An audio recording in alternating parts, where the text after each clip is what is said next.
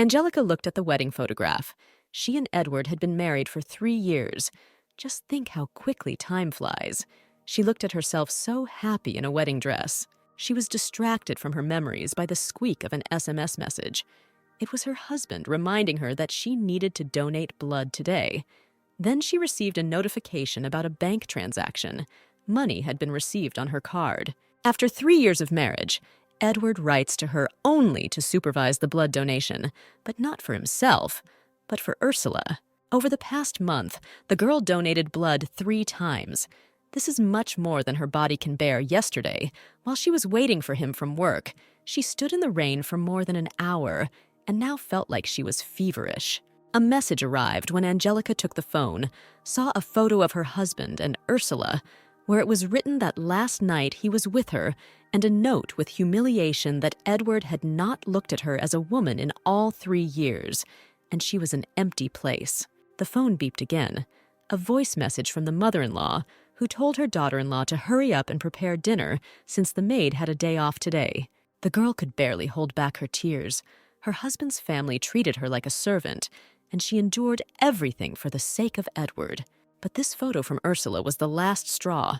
It was the last kick to her self-esteem. As a result, the young woman picked up the phone and resolutely dialed her husband with the message that they were getting a divorce.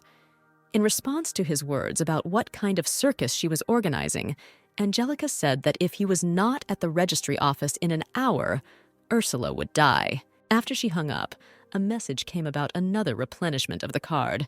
Our heroine smiled. That's how he wants to keep her. An hour later, they were sitting in the registry office, where Edward could not understand why she was unhappy. Yes, she donated blood 3 times in a month, but he compensated her for this. Angelica understood that he was a loser. He really did not understand her pain and humiliation, and she resolutely demanded a divorce. What she regretted was the 3 wasted years. Edward hurried her that it was time to go to the hospital. The girl resolutely said that even if this trash died in front of her in the hospital, she would no longer give up a drop of her blood. Edward frowned and reproached her for such words, reminding her of the marriage agreement according to which she must donate blood at any time. The girl, grunting, resolutely left the building and headed to the car. Edward looked at her back and did not understand how she could change so much in a day. The nurse asked about Ursula's well-being. She smiled sweetly and answered that the wound hardly hurt, and she was much better. At that moment, Angelica entered the room with a determined look, followed by Edward. Looking ingratiatingly at Edward's wife, the patient babbled that she didn't expect to see her here today, but she needed her blood. Angelica, looking at her coldly, demanded an answer. It was she who sent the photo and SMS in the morning. Ursula looked confused and asked what photo she was talking about. At that moment, Angelica swung her hand and hit Ursula in the face. She screamed, distorted with anger. By what right did she behave this way towards her? Our heroine again began to resolutely approach the girl. Edward resolutely blocked her path and told her to stop immediately, while Ursula, sobbing, repeated that she had nothing to do with the photo. Angelica coldly threw the printed photos at Edward's face. The man took one of them and asked in surprise where his wife got them, while Ursula sat looking scared. Edward looked at Ursula menacingly, asking if she had anything to do with all this. He himself commented that yesterday he actually fell asleep in the ward because he was tired. Ursula tearfully said that she could swear on the name of Alex, his best friend, reminding Edward of the oath Edward made to his best friend in the army to take care of her. After these words, he turned to the girl and, putting his hand on her shoulder, asked her to calm down, assuring her that Angelica was just very worried, so she took it out on her. Turning to his wife, whom he divorced an hour ago, he said that he needed to quickly donate blood. The main thing was Ursula's health, and he could talk about the photo later. Smiling contentedly, Edward's ward thought that he was still choosing her, and Angelica was again in the air. When Angelica asked the doctor standing next to her whether the patient really needed a blood transfusion, she became nervous and nodded in the affirmative. He added that Miss Ursula had fallen, had wounds on her legs, and was in urgent need of a transfusion.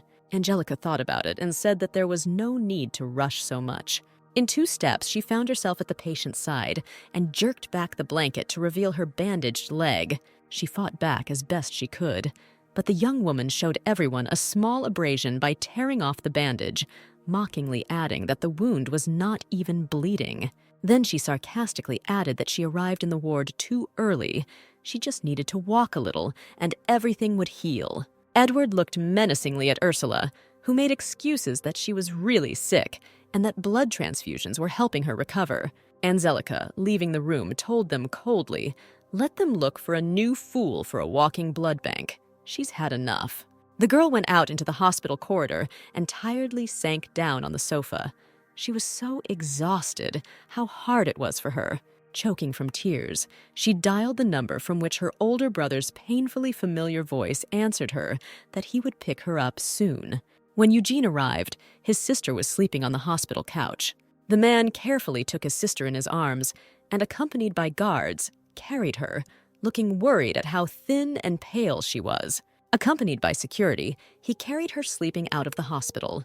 At this time, in the ward, Edward was talking to a noticeably nervous doctor, scolding him for this whole situation with a transfusion due to some kind of abrasion. Edward pondered the current situation and thought that he had indulged his ward too much. Apparently, his wife misunderstood his relationship with Ursula. He decided to explain himself and close this problem. If Angelica felt safer, he would keep his distance from Ursula.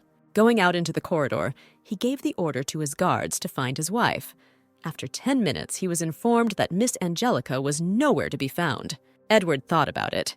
She doesn't have a penny. She can't just pick up and leave. Then he ordered that his wife be found wherever she was and brought to him. The estate of Angelica's family was located in a picturesque place surrounded by cherry blossoms. The heiress opened her eyes in her room. She sat in bed and looked in front of her. There was such a pleasant and long-forgotten feeling of home. The girl began to cry, thinking that she had finally returned. Her parents entered the room. Angelica, with tears, rushed into her father's arms. The father looked at his child, who grew up in love and affection, and who gave 3 years to a man who did not value her at all, giving up her status as the heiress of a rich and high-ranking family. When the girl cried, her father reminded her of the agreement. If in 3 years she did not fall in love with Edward, she would take over her family's company. The returning daughter promised her father that she would not be the same as before. Her parents would be proud of her. Suddenly, she was almost knocked to the floor by a cheerful girl hugging and kissing her. It was Angelica's best friend, Martha. Martha, looking into her friend's eyes, said that Edward would regret exchanging pearls for fish eyes. The girls held hands as in childhood and smiled happily when Angelica noticed that there were documents left in her ex-husband's house that needed to be picked up. The grand family mansion was a gray, solid building, the complete opposite of the open and light mansion of the Angelica family with large windows. Martha volunteered to accompany Angelica. As soon as they entered, they were greeted by Angelica's ex-mother-in-law with an embittered face.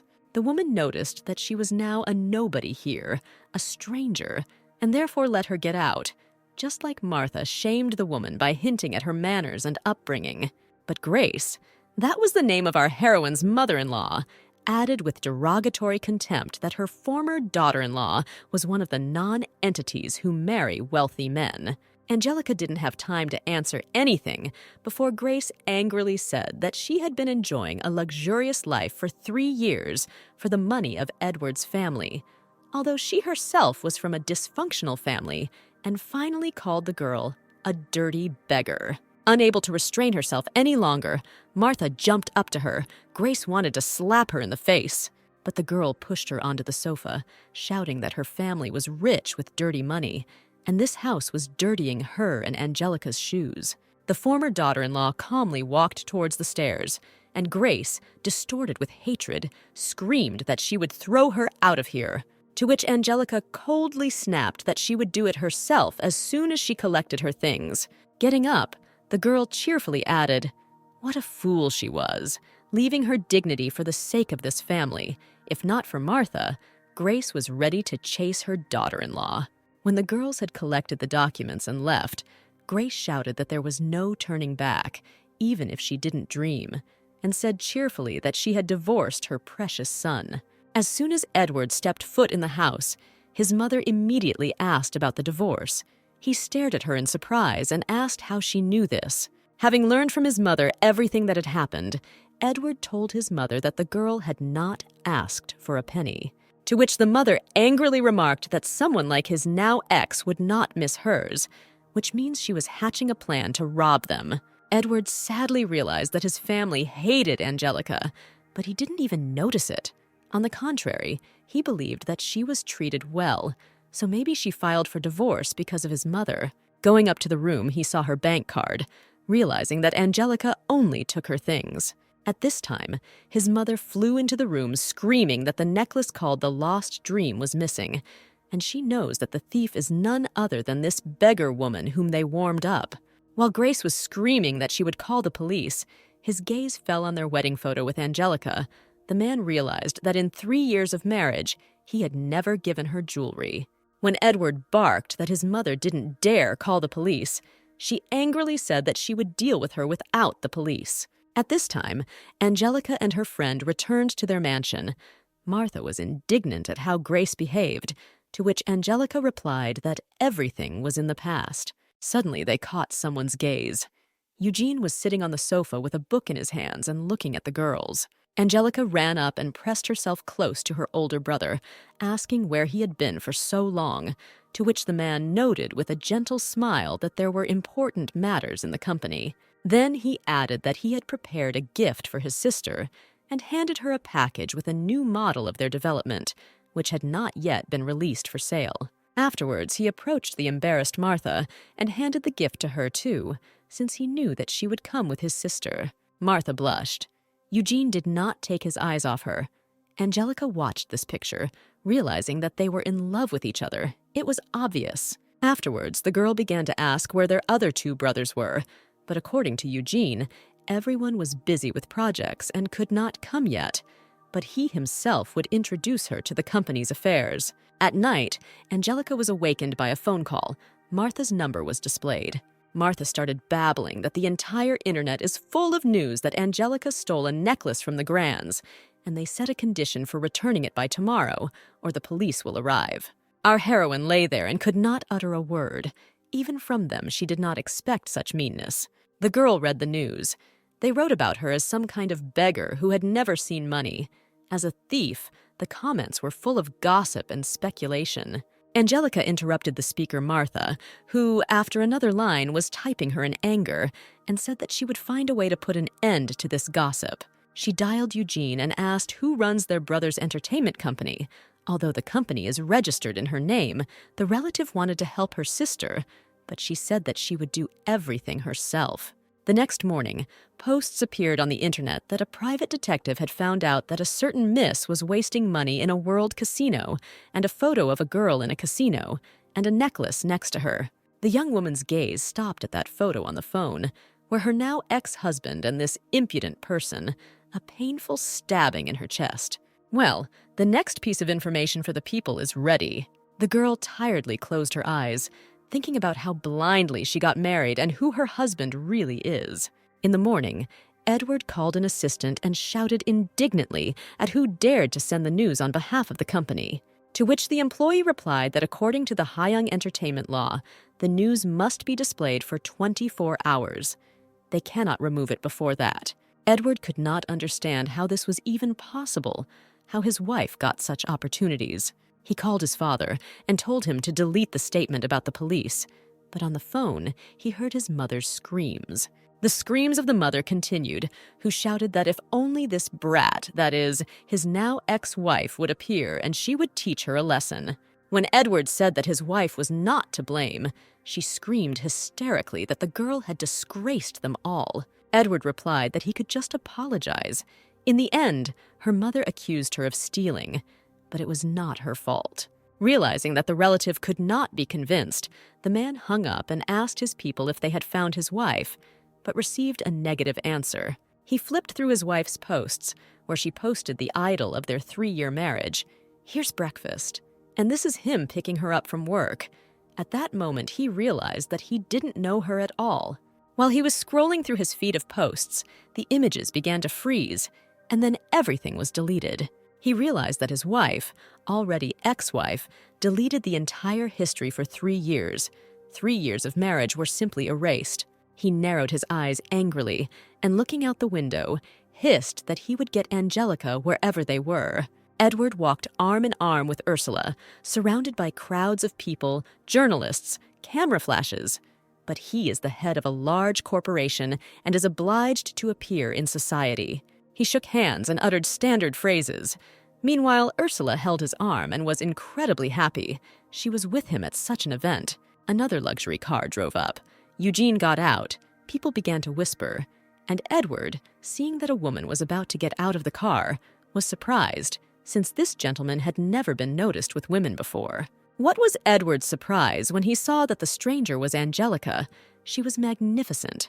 A luxurious black dress emphasized her graceful figure. Expensive jewelry added gloss. It was time to move on to the banquet, but he could not take his eyes off her. Surprise, admiration, some kind of internal fire engulfed the man. Angelica, looking at her ex-husband and his companion, thought how quickly she had gotten the hang of him. Seeing where his sister was looking, Eugene calmly said that his older brother was nearby, and there was no need to be afraid, to which the girl replied that it was not she who needed to be afraid. When Angelica and her brother caught up with Edward and Ursula, her ex shook hands with Eugene, noting that he had heard a lot about him and introduced himself. The president of a large corporation, Edward Grand, looked at his ex-wife, who behaved like a real aristocrat, amazed at her changes. Ursula watched her partner's gaze and realized that she could not lose him again because of this girl. Then she sarcastically added to Angelica what she was doing here. Such places were expensive, but she had no money. Her brother remarked that Miss Ursula must be the daughter of some boss, to which she stated that Angelique had recently divorced her Edward. Eugene besieged Ursula by noting that his companion, despite the divorce, is not prohibited from attending such events. Ursula was embarrassed and noticeably nervous, not knowing what to say.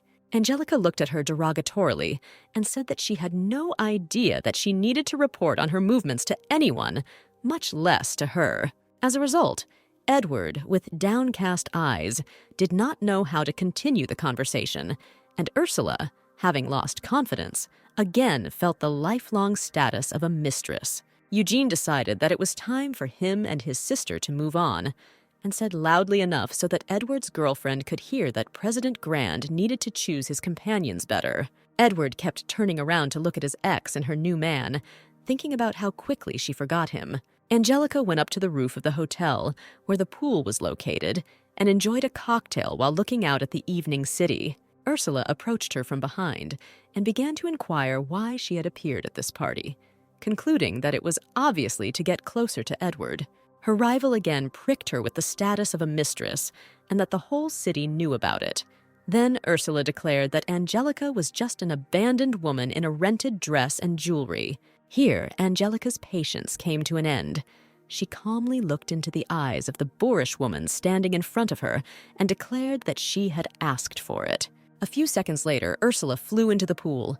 At her screams, the guests came running. Edward and Eugene stood in front of everyone. Angelica remembered how everything happened again 3 years ago on the day of her wedding. Ursula insulted her by saying that Edward married her only to donate blood, and was also thrown into the pool by Angelica with screams. She thought, wow, it happened again. Meanwhile, Ursula screamed and shouted that they wanted to kill her and asked for help. And just like 3 years ago, having abandoned Angelica, he again rushed to save this scoundrel. The young woman remembered herself that day. How painful it was for her when, before her eyes, Edward worried about Ursula with such care and tenderness, pulling her out of the water. When Edward pulled Ursula out, she saw people and decided to play virtue and lamented that Angelique was not to blame. She didn't do it on purpose. Angelica burst out laughing, and looking at the dumbfounded Edward, she said how much she could fall for this trick. After which she defiantly climbed onto the balcony and threw a wad of money at Edward, saying that she had returned the favor to her ex and mockingly advising him to hurry up before others took it all. Edward told the sobbing Ursula to wait in the hallway, but he paid no attention to her protests. Edward decided to find his ex-wife and talk to her. He was told that she was with her companion in the ballroom. Entering the hall, he saw Eugene carefully feeling Angelica's ankle. Edward called out to her sharply. The girl was about to rise, holding the hand extended by her older brother. Eugene, seeing Edward's face, which showed irritation and anger, noticed that the man apparently had clearly not come to console his lady. Edward flinched when Eugene placed his hand on Angelique's shoulder. Edward, trying to restrain himself, said that she could tell him everything if she had any complaints, but not take it out on the innocent Ursula. Angelica grinned mockingly and contemptuously when she heard that she should apologize, saying that if not, he would probably push her into the water or hit her too. In response to his words about kindness and the fact that they were ex-spouses, the woman coldly said that she was cruel by nature. Gritting his teeth with anger, Edward jumped out of the hall. Eugene looked at his sister and tried to understand whether she still had any feelings for this man. Angelica understood this from her brother's eyes, and grinning, assured him that she had overcome past mistakes. Edward was driving in the car and was silent. He wanted to think about everything, but at this time, Ursula plaintively begged him to believe her. She was not to blame for anything. Suddenly, the driver pointed his finger at the billboard on which the scene was scrolling by the pool on the roof of the hotel. The entire city could see and hear what actually provoked Angelique to send Ursula into the water. And the finale was the sound of a splash and Ursula falling into the pool. Edward clenched his fists and ordered the driver to stop, his companion screaming and begging him to let her explain. She screamed that his former abnormal person would not have put all this on public display otherwise. Edward turned to her and said that today was her last stay in the city. The man looked at the screen of the city billboard, where the scene by the pool was scrolling again, and wondered what was true in his marriage. Had Ursula been lying all this time? A car horn sounded, and his friend Louis, a rich playmaker who was married, slowed down next to him. A friend offered to let him down and commented on what was happening on the screen, concluding that it was right that he divorced this girl. Otherwise, she would have ruined his family. Edward barked at him to stop, but his friend was not offended at all. A second later, he even suggested going for a drink and relaxing, to which Edward agreed. A few days later at night, Angelica and her brother sat in one of the most elite restaurants in the city and discussed the lessons that a girl should take in the company in order to get up to speed. The brother offered to join the company Julie, which has a project. The girl happily expressed a desire to try her hand. Eugene noted that he would soon be going abroad on business, but their third brother would return and be able to help her. Angelica beamed. She would see her brother. At that moment, behind her, she heard a loud female squeal about how she ended up here, calling the girl trash that needs to be thrown out of such a place. The manager tried to calm the guest down, but she pointed at Angelica and shouted that she had disgraced her in front of her friends and exposed her as a thief whom the police were looking for. The manager looked at Angelica and Eugene as he greeted the president. Grace's ex-mother-in-law supported the girl, shouting that she was thrown out of the Grand family, so what right does she have to be here? Here, Eugene intervened, saying that they had bad manners and an amazing ability to turn everything around in general, an unscrupulous family. The women screamed even louder for the couple to be thrown out of the restaurant, to which the manager replied that the main shareholder of their restaurant was sitting in front of them. Angelica reassured the manager with a smile, assuring him that there was no point in ruining such a magnificent dinner because of these women. The girl, whose name was Laura, turned purple and said that they didn't care what position Angelica had achieved. She could deprive her of her job in the city with a snap of her fingers.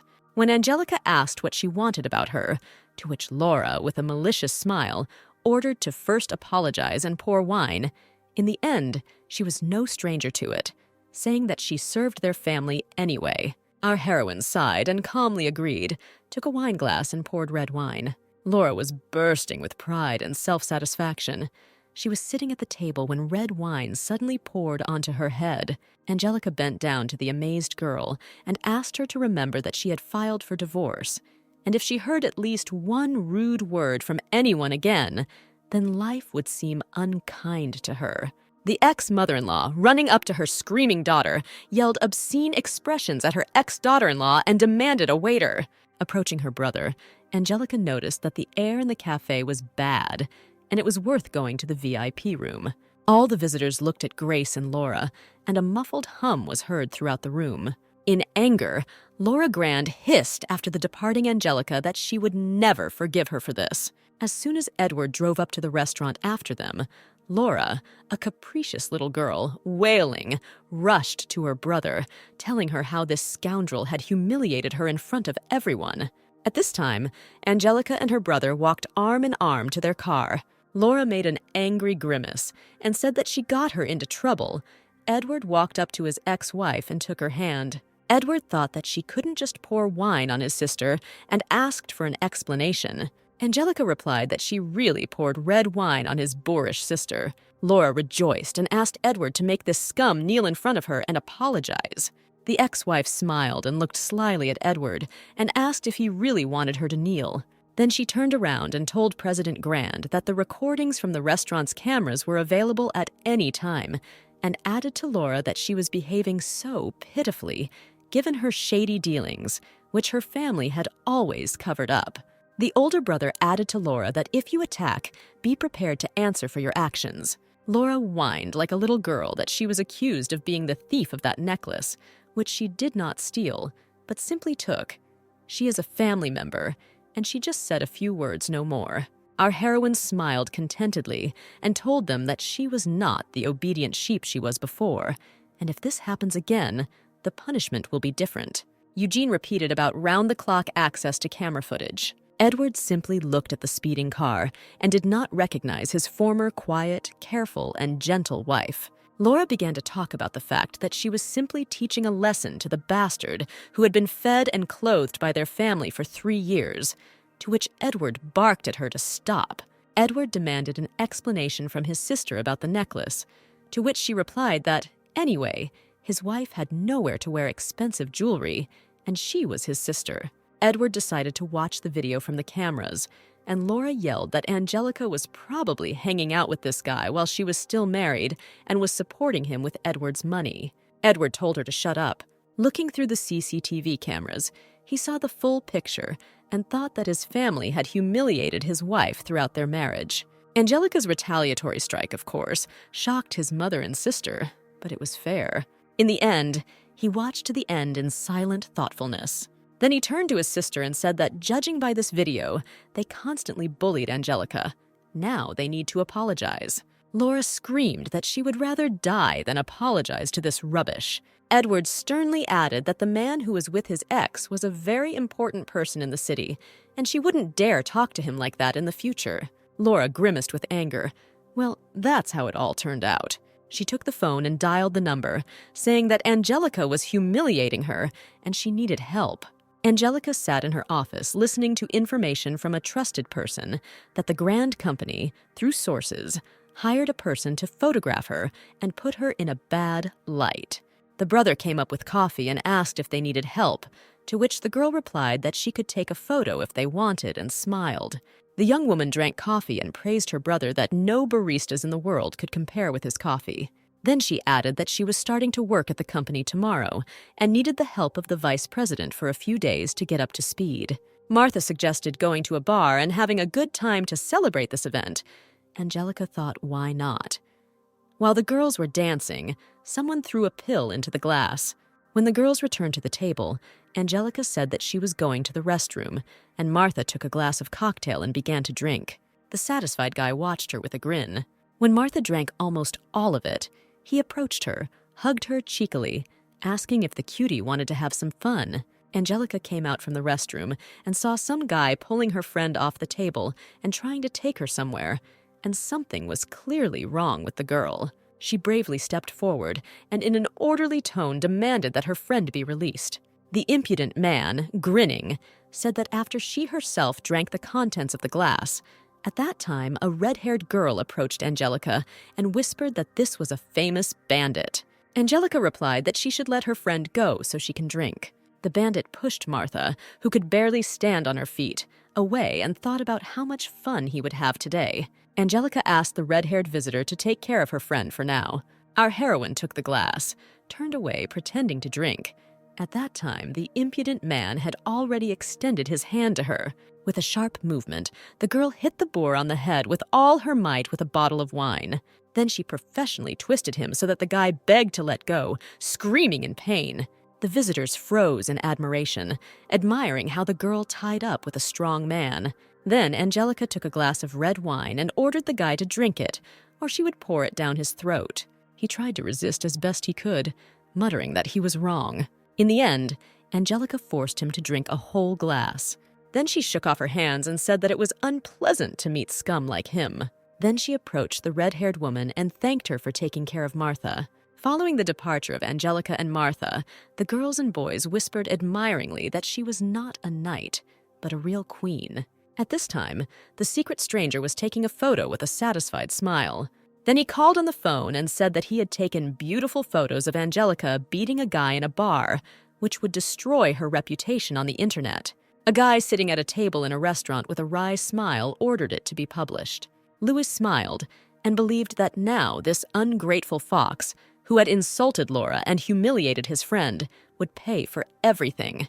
The next morning, Martha burst into Angelica's room as she was getting ready for work, shouting angrily that the girl was being banned from the internet again. Angelica, combing her hair, wondered why she was banned and what happened again. Marta began to say that a video had been edited online of Angelica beating a guy in a bar, and people began writing negative comments, and showed the video on the phone. Angelica was calm and told Martha just not to look. Then she wouldn't have to be nervous. But the friend was determined to resolve the situation if they hated Angelica because of her. At this time, the butler approached and said that the driver and car were waiting for the miss, to which the heiress replied that she did not want to attract attention and would go to work like everyone else. The butler proudly added that the gentleman had ordered the cars, but they were still on the way. But she could take any working one from the latest models of Maserati Porsche. Angelica thought with a grin that in her family such models are called workers. The butler asked Martha to take care of the young miss. At this time, the company was about to announce a new director when Eugene entered the conference room with Angelica and introduced the girl as the new director of the company. One of the employees turned purple with anger. She had worked in the company for so many years, the position should have gone to her. She came forward and asked what Miss Angelica's talent was, other than the fact that she was the adopted daughter of a rich family for 3 years. The girl said that she would not work in such conditions, to which Eugene calmly noted that it was her right and she could leave. The employee turned pale with anger. This is necessary. Mr. Eugene prefers this new girl to her, the one who has given years to this company. But then she apologized and asked for forgiveness for such an impulsive attack on her part. And having already pulled herself together, she added that she respected the company's decision and would work with Miss Angelica. Watching the new boss leave with evil eyes, she thought that she would remember everything. Because of her, she made herself look like an idiot today. At lunchtime, a happy Martha came into the office and said that she had whitened her friend's reputation by putting the phone in front of Angelica. A full video with all the details was circulating on the internet, where commentators admired Angelica, noting that with such a friend, you don't even need a boyfriend. When Angelica asked where she found the full video, Marta just smiled contentedly and added that one call decided everything. Then the girls laughed, and Martha added that she would not allow anyone to criticize her friend. Angelica thought about it when she heard that Louis, her ex's friend, was behind everything, which means Edward was involved in this too. Angelica said that she would repay this boor, and Martha happily reported on the incriminating evidence she had stored up. She showed a photo of Louis in an embrace with 2 girls, clearly not of a business nature, just at the time when he just got married. Angelica published this photo and signed that she does not arrange secret surveillance and invites Louis to meet openly. The girls laughed, anticipating an interesting show. Louis flew screaming into Edward's office, poking him with a photo on his phone, shouting that his wife wanted a divorce and arranged this for him. Edward looked and calmly added that Louis was the first to humiliate Angelica on the internet, and she only answered him. Louis could barely contain himself from hysteria, exclaiming that he only wanted to teach a lesson and did not know that the video was cut off. When his friend said that he wanted to avenge Edward's sister, he only added that his sister did not learn from her mistakes. In response to his friend's lament that he was being kicked out of the house, Edward replied that it was all his fault, and he needed to apologize to the one he wanted to annoy. When his friend said why he should apologize to this hypocrite, Edward stood up and said that it was time for him to go to a meeting. Let him do as he knows. As a result, Louis sent an order to the communications department so that an apology would be made to Angelique on behalf of his account. Martha showed this to Angelica with pleasure, noting that the guy turned out to be flimsy and not 2 hours had passed. At this time, there was a knock and an employee entered the office, who was indignant in the morning and asked to talk to the new boss. Angelica said that she had no secrets from her friend. Then the woman apologized for the incident in the morning and asked permission to bring Miss Angelica up to date. She put the project in front of the girl, assuring that it would help her gain a foothold in the company, and her friend to join. Edward and Louis arrived at the nightclub in the evening after seeing Angelica and Martha. Angelica and her friend also thought it was not a very successful and pleasant meeting. Martha sarcastically remarked that Louis shouldn't have come to such places after everything that was happening, and he, in turn, added that now Miss Angelica has a rich patron. Martha mockingly added that after relying on her husband for 3 years, her friend was now relying on her friend. The girls turned around and walked away, deciding not to waste any more time. Edward looked at his ex-wife, thinking about what she was doing here, and it was time to finally explain herself. Their friends were sitting with Martha and Angelica, who reported that in a few days there would be a grand show. Louis said that people like Angelica simply don't know how to be friends. Edward clenched his fists and ordered his friend to shut up, and Chuck Jr. looked at Eugene and asked if he knew what kind of person Angelique was. Louis sat there looking beaten, his best friend not supporting him at all. At this time, their conversation was interrupted by loud voices, and the musical group Banda Maniacs arrived. The girl fashion designer gave Angelica a violin and said that the violinist from the group was in the hospital after surgery to remove appendicitis. Without the violin, everything would not be the same. Let her play. At first, Angelica was taken aback to play the violin in the group so suddenly, but the confusion quickly passed and she agreed. The guys sat and discussed the release of the Banda Maniacs group. They said that the group was taking a break, and they were invited here for a tidy sum. The guys froze when they saw a beautiful, slender girl masterfully playing the violin in the group. They opened their mouths when they realized it was Angelica. Edward watched what was happening in surprise and could not believe that his ex-wife played the violin like that. The band's lead singer thanked the violinist and said that she performed amazingly and was a true arranger. Martha ran up and handed her friend a bouquet of flowers, declaring that she was her goddess. The musician noted that he felt as if he had seen the girl before. Angelica stood happy with flowers, thinking about how many such pleasant moments she had missed during 3 years of marriage. Martha suggested returning to the table, hoping that Edward and his friend had already left. But they were mistaken. Louis waved his hand at them with a cute smile. There was an awkward tension. Martha was angry that the two never left. Angelica calmly sipped her drink. When Louis remarked that they didn't know that Angelique could play the violin, Martha quickly cut him off by saying that they were not obligated to report on all her friend's talents, when suddenly Louis suggested playing dice. Edward looked at his wife, noting how bright and independent she had become, but still caught her former but already so distant features. As a result, unexpectedly for himself, he challenged her to play dice. Angelica smiled and replied, "Why not? In the end, what would happen if she played with her ex-husband?" the girl said, smiling. Marta got angry and tried to dissuade her friend because they wanted to provoke her. Louis sat with a smug smile. He knew that Edward was the best at dice and always won. Our heroine asked her ex-husband what he wanted to play. Before Edward could open his mouth, Louis shouted that if she wins, he will leave here naked, and if she loses, then Angelique will have to publicly admit that she married his friend for money and never appear in the city again. Angelica agreed with a smile. Edward gave in to spin the dice first. The girl took the glass and stirred. Then he also made a professional gesture with the glasses, under which there were bones and Edward. Next, it was Angelica's turn again. She was absolutely calm, absolutely not nervous or worried.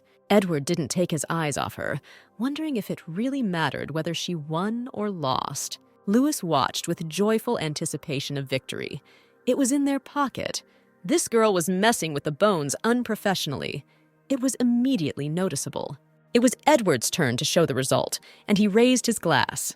They rolled 3 to 6. It's obvious he won. Louis smiled and winked at his friend, saying that we were giving it away. Only Louis, smiling meaningfully, sat waiting. Edward's friend was already rejoicing. Martha lost her temper and said that her friend could not lose. Carefully, Angelica turned the glass over to reveal the result. Marta gasped in admiration. "It can't be, friend, you're super." Edward was amazed at the result. It was impossible, and Louis thought he was going to have a seizure. The girl was left with 4x6 and 1 unit, an absolute winning combination. While everyone was sitting in a daze, she stood up beautifully and said that she would be getting ready to go home and let the others play. Edward acknowledged Angelica's victory with the soft smile of a loser, and Martha approached Louis, who was lamenting that this couldn't happen, and reminded him that everyone was waiting for him to come out naked. In desperation, he tried to accuse them of cheating, but Martha, with her eyes burning like a predator's, said that you need to be able to lose, and looked at Edward. Louis begged for help with a pleading look, but Edward calmly said that the promise must be kept. He realized that they would not let him get away with it. His friend was leaving, forcing him to pay with his promise. Martha and Chuck Jr. approached the poor fellow, rubbing their hands with pleasure. The guy looked so pitiful and tried to beg forgiveness for the bet. Angelica stood at the exit, waiting for the car that her older brother had sent for her. Suddenly she heard her name, turned around and saw Edward. He was standing calm, but still a little nervous. The girl asked what Mr. President wanted from her. Edward apologized for his sister's behavior at the restaurant, telling her that he had watched the surveillance video and his sister had behaved inappropriately. The girl managed to tell him to control his family when she was interrupted by the cry of Louis jumping out naked. Angeli took it on her phone with a smile, saying that this was a photo for memory. Louis yelled why she was taking pictures of him, to which Angelica cheerfully remarked that it would be a sin not to capture such a scene. A car pulled up behind her. The girl casually told Louis that if he dared to contact her, these photos would be on the internet. Edward, looking at her, noted that it doesn't matter whether she plays the violin or whether she plays the dice. This is no longer the Angelica he knew, quiet, sad, resigned, and kind. And he looked at his ex-wife for a long time until Chuck Jr. approached him. He asked Edward. He didn't expect such a turn. He didn't deny it and nodded, to which Chuck noted that 3 years is not enough to get to know a person well. He further added that he doesn't need to understand her. She is the best among them. When Edward asked what plans he had for Angelica, the guy admitted that he liked her, and since she was free, he wanted to become her boyfriend. Edward tried to hide his indignation, and Chuck thanked Edward for letting her go and opening the way. Louis shouted from the car not to waste time on empty chatter and went to the car. Marta and her friend looked at the guys and believed that they needed to be taught a lesson for Angelica. Otherwise, they would not calm down. When Chuck approached, Marta asked how Angelica knew how to play dice like that. Chuck, who was a classmate of the girl, said that when they were studying, Angelica had a fight with her family, and they stopped sending her money. And then she was deceived into working as a croupier in the largest underground casino. She gained experience and earned a lot of money. Her family got scared and gave her a black platinum credit card, only for her to leave the casino. After these words, Martha said what a pity that she didn't study with Angelica. Edward was driving in the car and thinking about Chuck's words. He wants to hit on Angelica. I wonder if she likes him too. Looking at his friend's serious and thoughtful face, Louis asked if he was angry, to which Edward replied that he needed to worry about his naked photos. Chuck's next words that his ex was such a bad choice. She never belonged in their circle. Edward sharply pressed the pedal. Barely hiding his anger, he ordered Louis to get out of the car, saying that he was going to the company. When Angelica came to the company in the morning, one of the subordinates reported that Miss Leah was waiting in the office. Reporting the upcoming negotiations and schedule, they entered Angelica's office. The picture of Leah sitting in Angelica's chair, looking like a boss, made them freeze for a minute on the threshold. In order to somehow attract attention, the employee coughed, since the woman did not even hear them. The employee jumped up, and Angelica, in a cold tone, ordered that this chair be delivered to Leah's office, since she liked this chair so much. She awkwardly tried to justify herself, but Angelica snapped back by saying that she was clean and would not sit in a chair after others. The same Leah, who was applying for the position of vice president, angrily thought that this bitch just slept with the president, and that's why she got the position. Then she handed her the documents with a creepy smile, noting that this would be a great deal. The director with whom the contract would be concluded invites them to dinner to sign the deal. Angelica found such obsequiousness very suspicious, but it was impossible to simply refuse. After the employee left, she gave the contract documents to the assistant and told her to raise the commission by 30%. Suddenly, Martha appeared in front of her with a huge bouquet of roses asking for help. When asked what kind of bouquet this was, Marta winked slyly and noted that her friend clearly had an admirer. The girl took the bouquet in bewilderment, wondering who they might be from. Then she gave it to an assistant to take to another office, since she couldn't stand the too concentrated smell of flowers. After which, Martha quietly said that she found out about the Fenton company with which they are offering a contract. It is a shell company that owes a lot of money, and this Laya is definitely trying to set a trap. Angelica thought that another enemy was trying to trample her, so the evening would not be boring. Marta shared the good news. Her mother bought a cosmetics company, offering to work there. This is her dream, so the poet will no longer be able to accompany her friend to work. In the evening, Leia took her boss to a business dinner, declaring that it would be private, so for their own good, she did not take the secretary as a third. They entered the office. Leia loudly greeted the man sitting there. The director of the company, Fenton, was a small, bloated, repulsive-looking man. When he kissed Leia on the cheek, Angelica shuddered in disgust. Leia obsequiously introduced the vice president, offering to waste no time and sign the deal. They sat down at the negotiating table. Leia said, since Miss Angelica was new to the company, she didn't know that she and the director were old friends. She was noticeably in a hurry to sign the document quickly. When the man opened the document, he became nervous and sweated. She and Leia unanimously exclaimed who changed the terms of the contract with a percentage increase. Angelica, calmly and confidently looking at them, added that she was the vice president of the company. Chuckling nervously, Leia stated that she had prepared everything and calculated why she was not notified. To which Angelica replied that she is the vice president and has the right to change everything at her own discretion. The employee was a bundle of nerves and said in a trembling voice that this is a business. Honesty must be observed. Angelica noted with a smile that apparently the personal interests of Mr. Director and Mrs. Leah were involved here. The director, smiling slyly, handed over his version of the contract, saying that this is 10% less than Madam Leah's. If Madam Vice President signs, then this 10% will be hers. Leah noted that Angelica should find as many sponsors as possible. She told the girl that her clothes from the internet and the way she gets to work by bus show that the president is not going to marry her and does not value her at all. So what is the use of serving someone who gives me pitiful crumbs? The woman stood up and said to think about her words. The director would give her an Audi, even if it was a used one. But if they worked together, he would get much more. As she left, the woman grinned evilly at how she had pulled off the whole thing by putting the drug in Angelica's glass.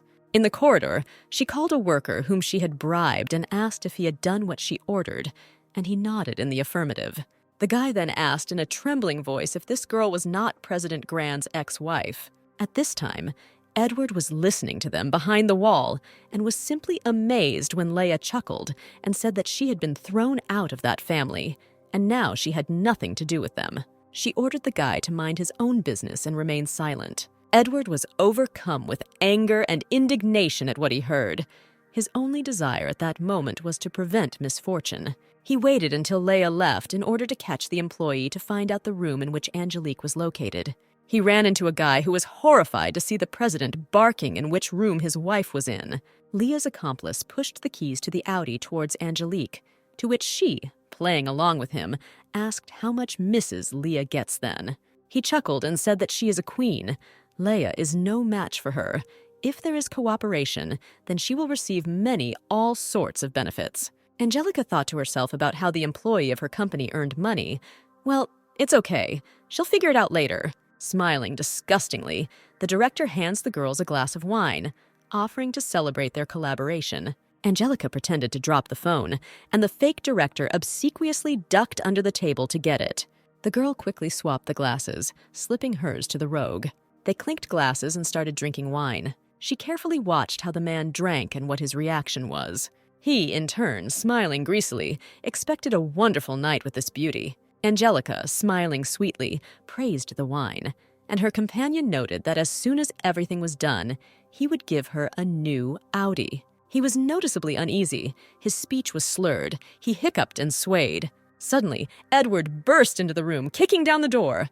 Before our heroine had time to be surprised, her ex-husband kicked the director, who fell to the floor. Angelica stood with her eyes widened in surprise, unable to open her mouth. Edward yelled at her that there was a drug in the wine, asking if she drank it. The girl wondered whether he was watching her, waiting for the moment to save her, or whether he accidentally ended up in this building. The director, swaying, rose to his feet and wanted to justify himself for what happened. How he got punched in the face again, this time from Chuck, who flew into the room. While the guy was beating the director, Angelica asked him to stop. Chuck stopped smiling when the director's face was already swollen with swelling. He turned to her, handed her a bouquet of flowers, saying that he had come to work to pick her up, found out that she was here and came here. Watching this picture, Edward felt an unpleasant feeling of jealousy. Angelica replied that she had already learned everything she wanted, but there was no point in beating this bastard anymore. Why would they need trouble? The beaten director came to his senses after seeing the two presidents and realized that he had to leave, since they were here, and the ex-husband was so worried about this Angelica, it means she was still under his protection. Chuck gave him seconds to get away. When he saw the car keys, he threw them after him so as not to become an eyesore. Here Edward intervened, sternly saying how one could behave so carelessly and drink wine from strangers, realizing how dangerous it was. Listening to him scold her, she thought that by doing this he just wanted to teach her a lesson and not save her out of the kindness of his heart. Suddenly, Edward blurted out, "This is the life she was striving for by filing for divorce from him." Angelica felt terribly unpleasant to hear this. Old grievances awoke again. Then she drained her glass in one fell swoop, noting that he was not the person who had the right to discuss her life. And besides, she changed glasses. To his surprise, what was she talking about? The girl noticed that she was here for work. She asked him what the difference was between this director and his family. Edward couldn't comprehend her accusations, trying to understand how she could compare such things. Leaving with Chuck, she told him that in his house, she was in the position of a maid and nothing more. Edward stood there confused when it was she who was his family's maid. At that moment, the realization came to him that he didn't know a lot about her. Walking down the hall, he heard the director complaining to his accomplice that the girl was prepared and knew everything. Edward walked and thought that Angelica did not need him, and apparently she never needed him.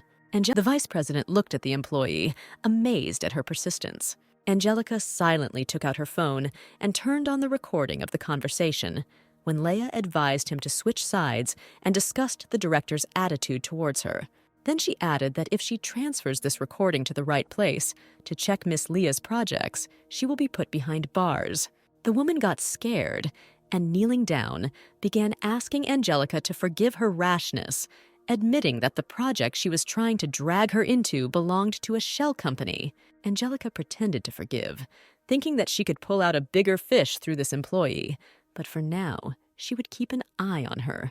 Lewis tried to persuade Edward to take him to a restaurant for couples that had opened not far from his establishment, worried that he would lose his customers. Suddenly, a friend sitting with a girl called out to them from the table, calling them to join them. He joked to Louis that he came to investigate, worried that he would steal his clients. They sat down at a friend's table when Chuck saw the couple, recognizing his friend's ex-wife in the girl. She sat with Chuck, chatting nicely and drinking wine. The young man placed in front of her a bouquet of her favorite Swiss royal lilies. Angelica was touched, noting that it was immediately clear that the restaurant was his. The service here was first class. Actually, Chuck bought them for her personally, but decided to remain silent, asking if she received flowers from him at work. The girl nodded affirmatively, asking in honor of what he sent, to which Chuck said that he was caring for her. Angelica asked not to waste time and energy on her. Lewis and Edward did not take their eyes off them, but their friend's phrase about how young Chuck could pay attention to such a woman made Edward angry. Chuck invited Angelica to dance on the dance floor, so it was a friendly dance. He gallantly extended his hand. Angelica thought that if she refused, she would attract attention, so she agreed. The music started playing and they started dancing. They were the only couple on the dance floor. Edward watched his ex-wife dance with President Chuck Jr., and suddenly, his eyes and Chuck's eyes met. Chuck smiled at him without words, showing that the one you so easily refused was now his. To annoy Edward even more, he put his hand on the girl's waist and lowered it lower. Edward at that moment was experiencing a storm of emotions that were tearing him apart from the inside. Why did Chuck lean over pretending to kiss his partner? Since she had her back to Edward, it looked exactly like that. When the music died down and they stopped, couples gathered around the dance floor applauding them. Chuck hugged Angelica and they left. Although the girl moved perfectly to the music, Lewis refused to admit it to himself. He believed that she was nothing more than a hunter of rich men. Their friend at the table called her an intriguer who quickly found herself rich, at which Edward began to seethe. The friend continued, "She is an old, faded woman. Finally, all her friends were waiting for this. They never liked her." And he remembered how Angelica called him when after the wedding she and Edward were drinking, and she called to check.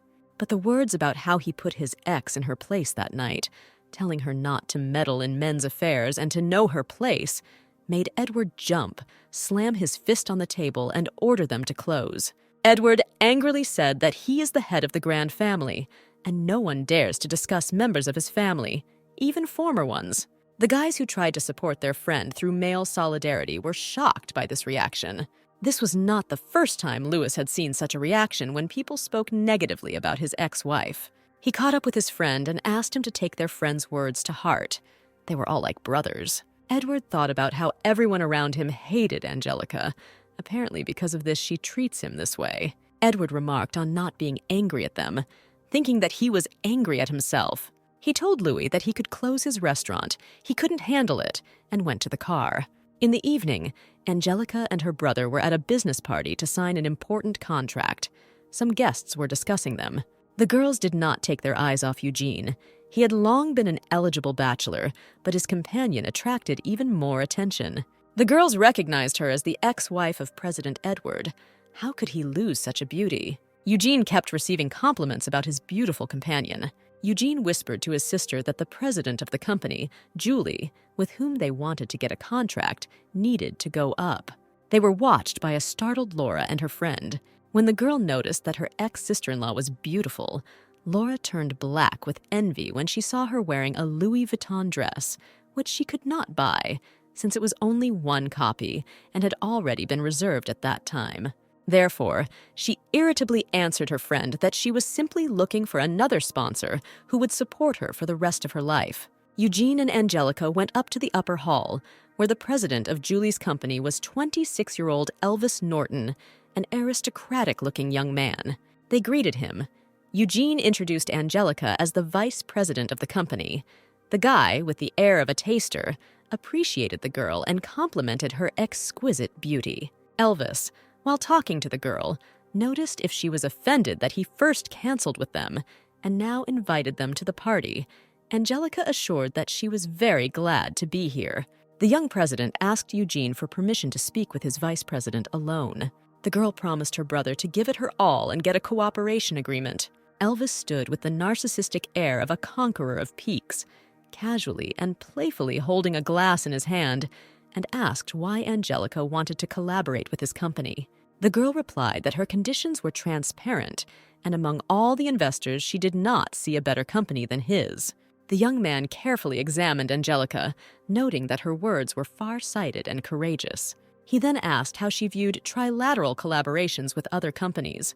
The girl tensed up and asked which companies. Edward stood next to them. So, the Grand Company is a shareholder of Julie's company, which develops advanced artificial intelligence technologies. The president of the company, Julie, interrupting her thoughts, noted that he would not represent Mr. Grand.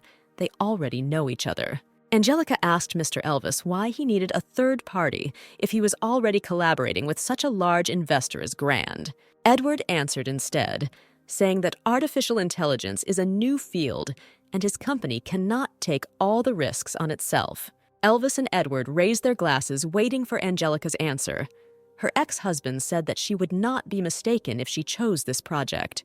Angelica appreciated his advice. He was right. This is a huge profit. You cannot allow others to make money from this because of personal hostility and grievances." And they clinked glasses as a sign of cooperation. President Julie invited Edward and Angelique to dance their first dance as an opening celebration of Julie's anniversary and their collaboration together. Angelica abruptly walked away irritably, saying that she couldn't dance, and Elvis noted that cooperation would not be easy. Edward was not offended. Everything he heard from his friends in the restaurant was that she had gone through enormous difficulties with him. Going down to her brother, who was waiting for the result of the negotiations, Angelica told what cooperation the president had proposed to Julie. The brother reassured her, assuring her that the risks were distributed and the benefits outweighed the possible damage. They benefited from such cooperation. Angelica warmly thanked her brother for his support. They were watched by Edward and Elvis, who, like everyone else, was surprised by Mr. Eugene, who was not interested in women, and then they appear with Miss Angelica. He continued to wonder out loud whether they were hiding their relationship. Then, looking at Edward's tense face, he quietly said that everything was fine. He was there and would support him. At this time, the presenter announced the beginning of the anniversary celebration of the company and Julie. Edward and Angelica's faces changed when they were invited from the stage to open the dance. Edward approached her and bowed and asked permission to invite her to dance. Angelica had no choice but to give him her hand and go to the dance floor. Everyone present was looking at them. Edward led her by the hand, thinking that they didn't really have a wedding. He realized that this was the first time they were holding hands. They walked onto the dance floor while the guests looked at them with admiration, admiring the beautiful couple. The dance began, hugging his ex-wife.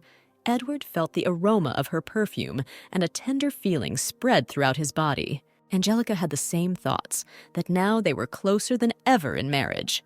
They danced to the rhythm of the music in unison, thinking about each other and discovering each other. Edward whispered to her with an underdress, "Why did she lie, that she couldn't dance?" To which the girl told him that it depends on the person you're dancing with. They had a quiet dialogue while dancing.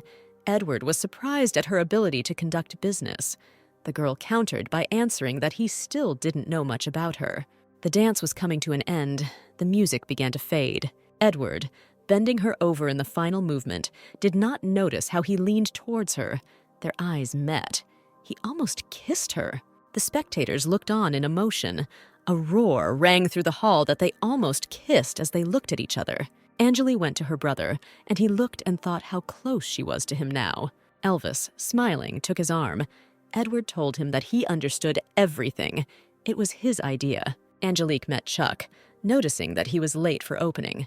He began to flirt, saying that he was only here for her, to which Angelica replied that he was here because his father forced him. While they were discussing the events, someone called the girl's name in a hysterical voice. Furious, Laura shouted at her that she had neither shame nor conscience. Flirting with her brother like that, she would never end up in their family again. Angelica rolled her eyes, thinking what kind of kindergarten, when Chuck asked who this rude person is, who has no manners. Laura ordered her lover not to interfere at all. The guy beamed. Wow, he was introduced to the status of a lover. Our heroine asked Laura what she needed. She squealed for Angelica to stop pursuing her brother. Then she triumphantly declared, "His heart is occupied by Ursula, just like that, and she is just a means for a blood transfusion, so don't even dream of returning to the family." Angelica loudly said that the whole world knows about the affair between her brother and Ursula, so it is no longer news that he is a scoundrel who cheated on his wife. The women who surrounded them wailed what a shame, how disgusting it was to cheat on your wife and not even hide it.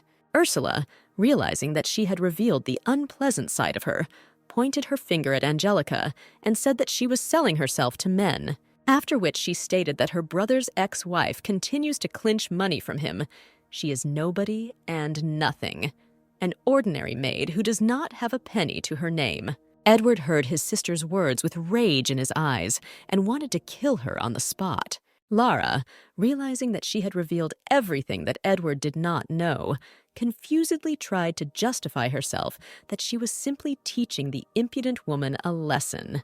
Chuck contemptuously replied that even if he continued to spill out the disgusting details of his family, Angelica was truly unlucky to be a part of all this. When Laura began accusing him of having affairs with Angelica, Edward barked and ordered her to shut up. He loudly asked if it was all true what she had just said about what role Angelica occupied in his family. Angelica publicly answered that everything said was the pure truth. People groaned when they heard this.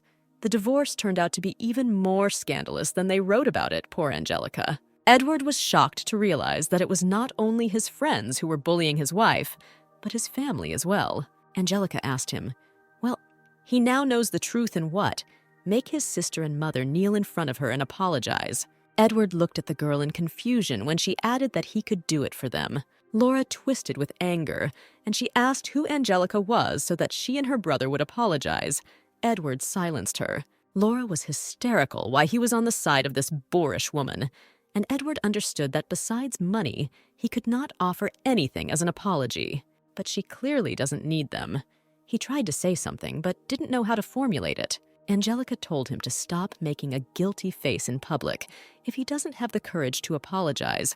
Although these apologies cost nothing, then it's time to stop this farce. Then, glancing at Laura, she added that his sister had already disgraced her family enough by publicly admitting how the Grand family abused their son's wife by holding her as a servant.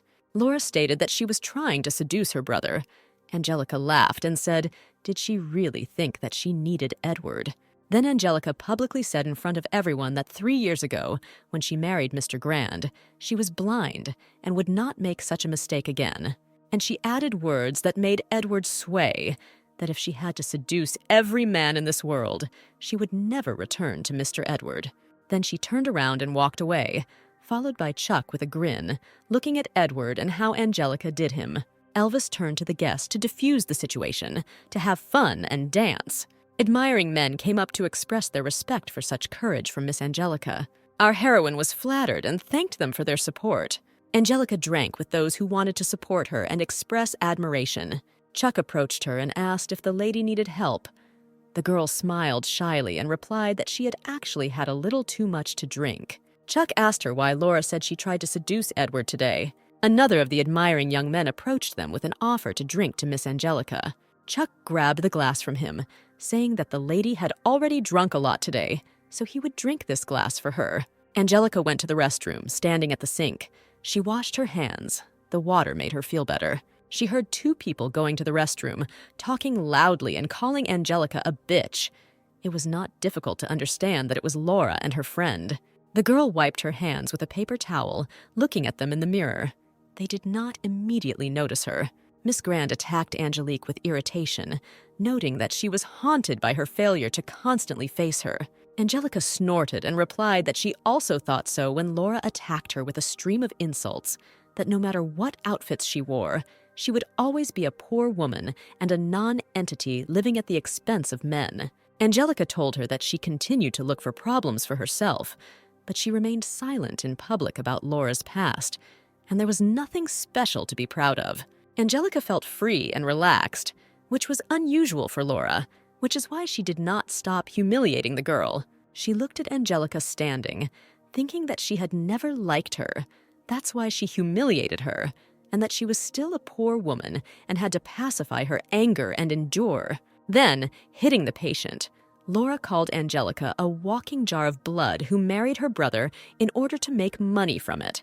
After these words, a veil seemed to fall over Angelica. Laura did not heed the warning to close her mouth, but she continued to insult the girl as a beggar and a corrupt woman. Angelica suddenly threw a glass of cold water in her face. Laura screamed. She held the wet dress in anger, declaring how dare she stain her Dior. She raised her hand to hit Angelica. When she intercepted the blow with a sharp movement, she twisted her hand painfully and said that she was no longer the one who suffered humiliation. Now she will clean her dirty mouth and teach her a lesson in good manners. Taking Laura by the hair, she plunged her head into a sink of water. Her friend, pale with horror, did not even try to intervene. Holding his head under water, he pulled it out of the sink with the same sharp movement. Laura whined, and her friend tried to somehow help her. Angelica looked with satisfaction at the lesson presented. Then, turning beautifully, she added that if Miss Laura did not calm down, the lesson would be even tougher. Laura really looked at her in fear, Not believing her eyes, could it really be that Angelica who lived in their house? In the corridor, she met Edward, who tried to talk to the girl. He asked why she divorced without a reason, but it was probably too late to ask for an answer.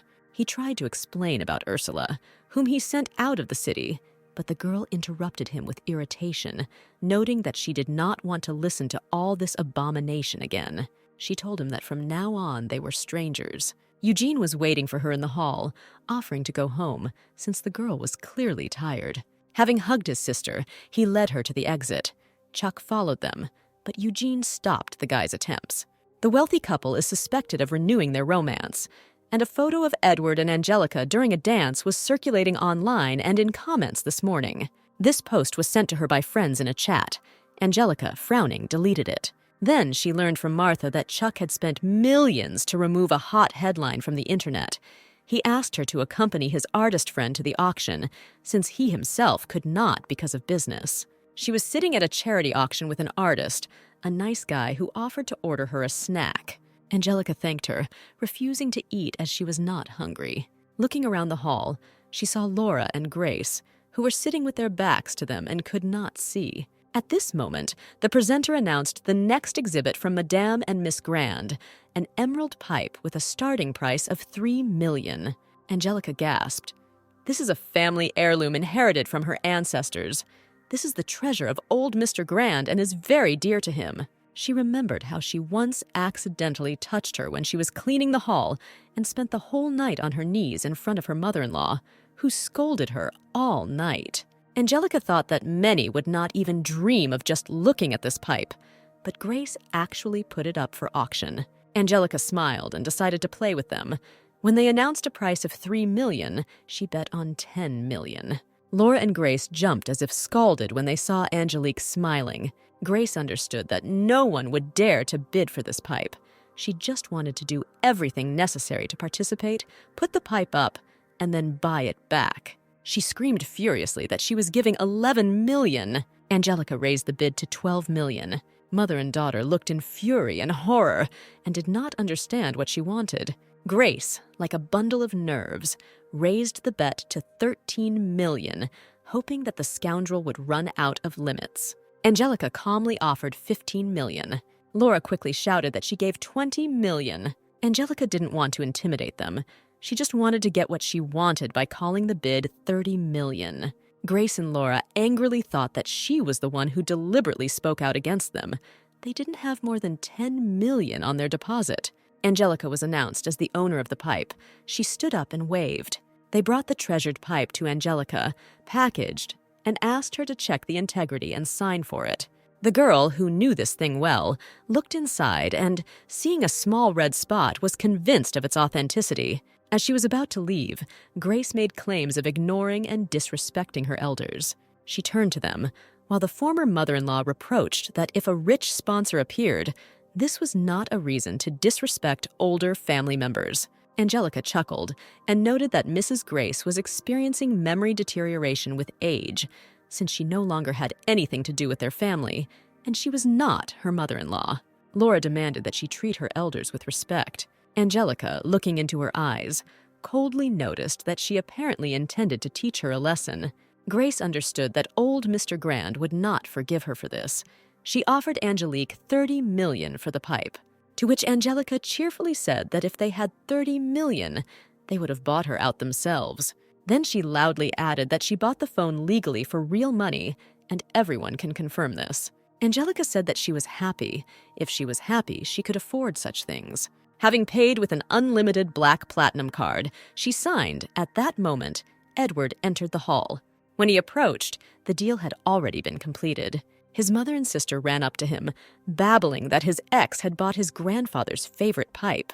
He yelled at them. How dare they take the old gentleman's thing and bring it to auction?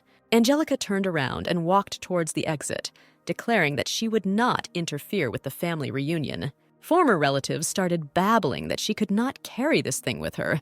Then Angelica waved them documents confirming that she was now the rightful owner. And she added, looking at her former mother-in-law, that she should look for a place to live, since old Mr. Grand might now throw her out of the house. The mother-in-law said why she bullied her, to which Angelica replied that the Grand family's favorite thing to do was bully her. Edward asked how much she wanted for the pipe. Angelica smiled and replied that it looked like she didn't have enough money, saying that this was just the beginning. A secretary came to Angelica in the morning with a bouquet of red roses, saying that Mr. Grand was inviting her to a business dinner. She ordered to throw away the bouquet, and from now on not to ask her if requests for dinner come from the Grand, to immediately refuse. The secretary noticed that the bouquet was from Mr. Chuck. The girl still ordered to throw it away. When Chuck ran in and offendedly asked not to break her heart, he specially bred this type of roses for her. Angelica asked him what he was doing in the office, to which the guy replied that he wanted to invite her to dinner. He pouted offendedly, saying that she was now in his debt. The girl agreed, and in the evening after work they went to a restaurant and ran into Edward and Louis. Louis sarcastically remarked that because of the new gentleman, she had no time to accept invitations to have dinner with Edward. Angelica retorted that he was very interested in her personal life.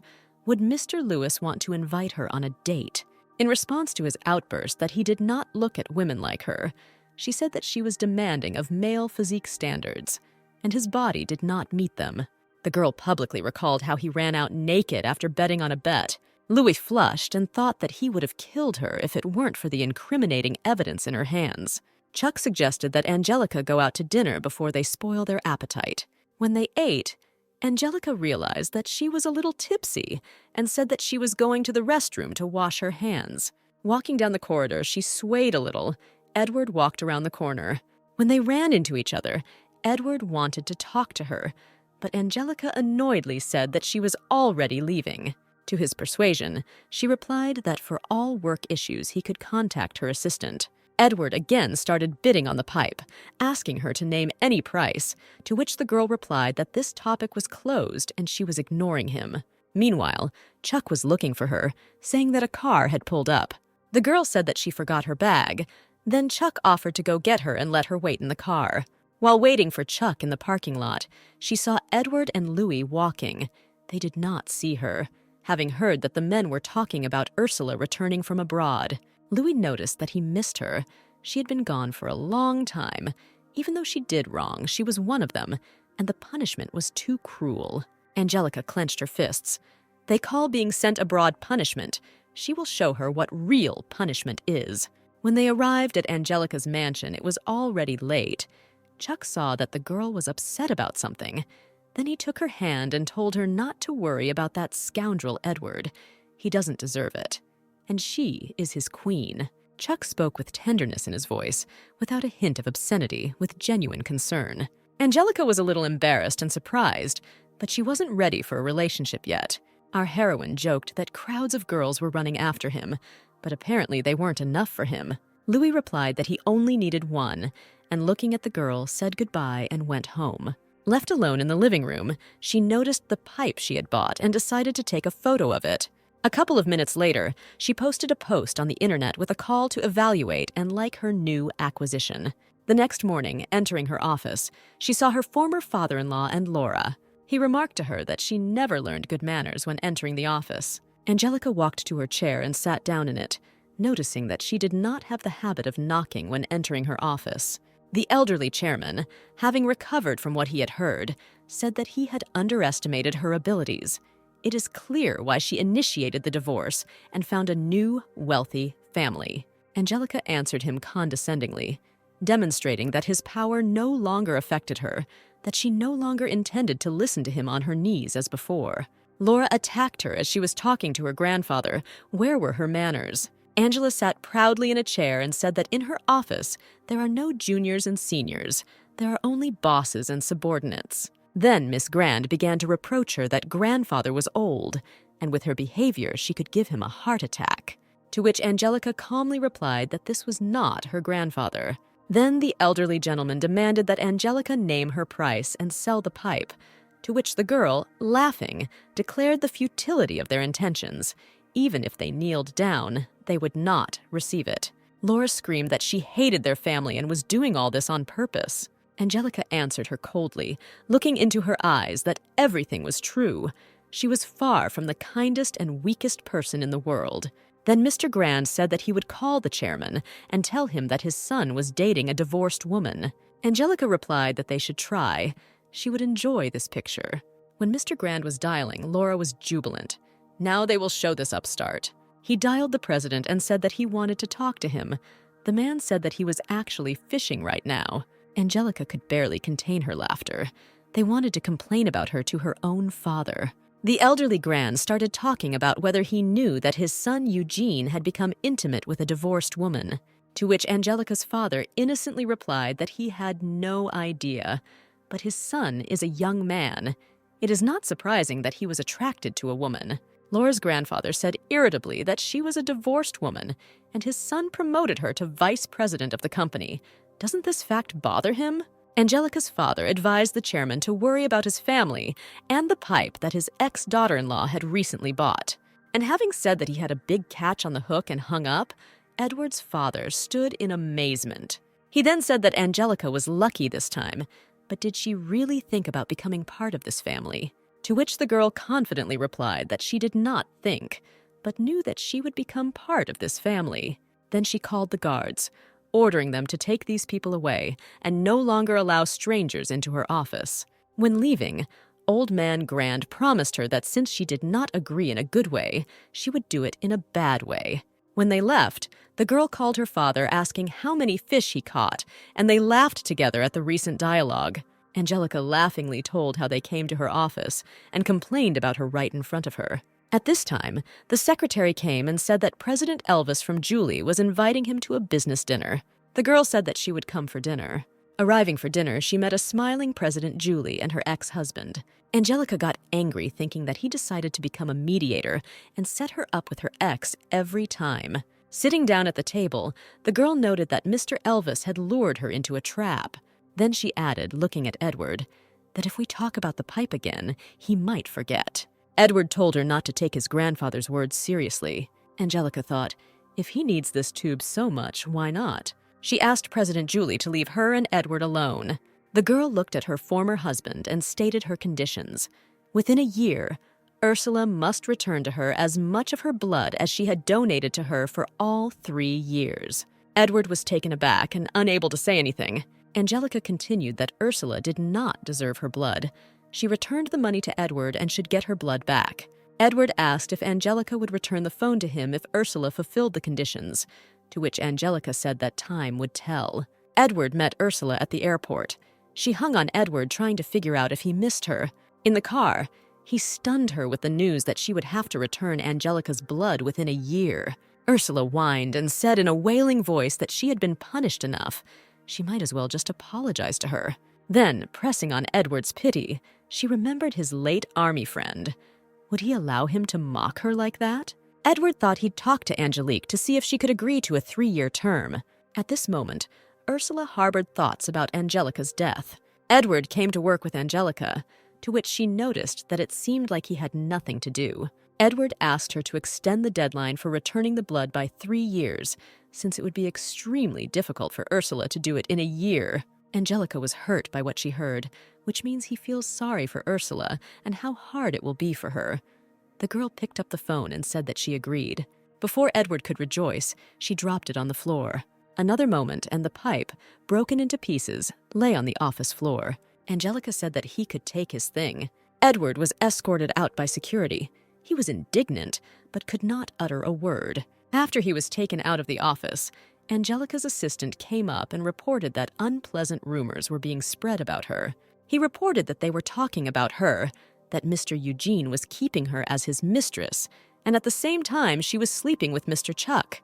There was also gossip that the Grand family threw her out, and these rumors were started by Leia, who was going to the salon for a party today. Angelica, in a luxurious outfit, was waiting for her employee, deciding to teach a lesson and enjoy the show. The girl looked for her and noticed a table where Leia was discussing her with other girls. She heard her name and the fact that she was spoken of as a poor mistress. One of the girls was indignant at such a fall. It was time to look in the mirror and realize what she was doing. Leah added, "Well, who would marry a divorcee with an unknown past, who is only capable of jumping in men's beds?" Angelica stood behind with a wine glass, declaring how much new she had just heard about herself. And she's popular, since she doesn't leave the lips. Leia broke out in a cold sweat, babbling that it was so unexpected to see her here, her companions froze. Angelica, pouring wine on the gossiper's head, said, "These are not coincidences. She came here on purpose." Leia jumped up screaming what Angelica was doing. She must be sick in the head. Her friends began to demand that the guards take Angelica out. What right did she have to come to where she was not invited? Angelica took Leah's hand, saying that she had prepared a special gift for her. And this was not a recording of that conversation.